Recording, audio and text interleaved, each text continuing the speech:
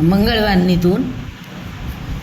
પેલો બંસીવાળો કાનુડો, પેલો બંસીવાળો કાનુડો, જો માખણ ખાવા આવે તો મજા પડે ભાઈ મજા પડે.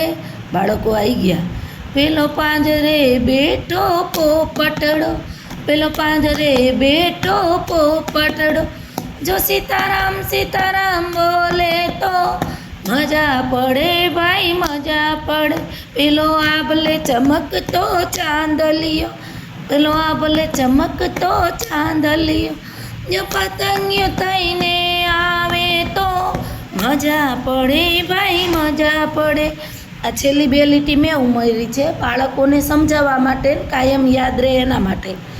અમારી શાળાના બાળકો, અમારી શાળાના બાળકો, જો રોજે નિશાળા આવે તો મજા પડે ભાઈ મજા પડે, જો રોજે લેસન લાવે તો મજા પડે ભાઈ મજા પડે.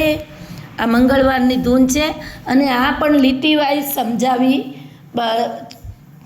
છોકરાઓને સમજાવી જોઈએ. આ પણ લીટી વાઇઝ કે ભાઈ પેલો બંસીવાળો કાનુડો, કાનુડાનું શસ્ત્ર બંસી છે તો કાનજી વિશે પણ આપણે 5-10 વાક્યો કહી શકીએ.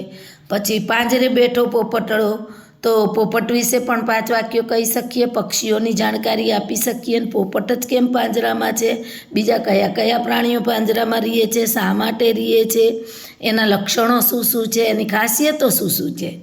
પછી પેલો આભલે ચમકતો ચાંદલિયો તો આકાશનું જ્ઞાન આવી જાય છે કે ભાઈ સ્ટાર છે, મૂન છે, ચાંદલો છે, સપ્તશ્રી છે, ઘણું બધું જ્ઞાન આવી શકે છે એમાં.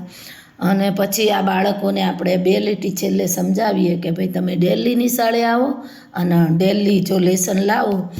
વાંચન ગણન લેખન આપણો મુખ્ય હેતુ છે અને હું કાયમી ધોરણે 1990થી આજ સુધી કાયમી ધોરણે મેં લેસન આપ્યું છે અને તપાસ્યું છે. આનો એક ફાયદો એ છે કે બાળકોને આપણે વાંચન લેખન ગણન બહુ કરાવવું નથી પડતું. બાળકો પોતે જ વાંચન લેખન ગણન કરતા થઈ જાય છે અને પોતાની જાત ઉપર એને આનંદ થાય છે.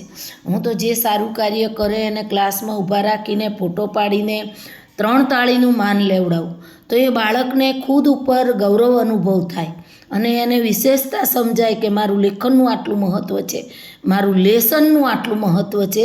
અને હું ડેલી વેલકમ પણ કરું છું. હું મૂકું છું ફોટા કે આવ્યા ભેગું એનું વેલકમ કરો કે ભાઈ તમે આ સ્કૂલનું એક અભિન્ન અંગ છો, તમારા વગર અમારે ચાલે જ નહીં, તમે જ મહત્ત્વના છો, તમે જ અમારા દેવ છો.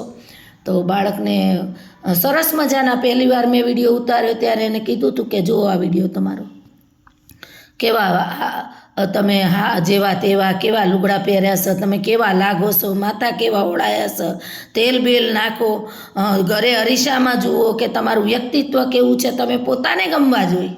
પહેલાં તો આપણને પોતાને ગમવા જોઈએ. તો પછી બીજા દિવસે એને મેં વિડીયો કેન્સલ કરી દીધો.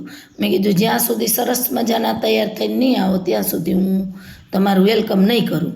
તો બાળકો અઠવાડિયા પછી બધા કમ્પ્લીટ વ્યસ્ત સરસ તૈયાર થઈને આવ્યા અને પછી મેં વેલકમનું મહત્ત્વ સમજાવ્યું અને પછી બાળકો આજ આનંદથી આવો બધા આવી જાય અને બધા ભેગા થઈ જાય એટલે કહી દઈએ બેન હાલો વેલકમનો ફોટો પાડવા, હાલો બધા આવી ગયા. તો આ પણ એક આપણા શિક્ષક તરીકે આપણી જવાબદારી છે કે બાળકને સ્કૂલમાં આનંદથી આવતું કરવું. જો પાછી હું બેહી ગઈ સોરી અસ્તુ.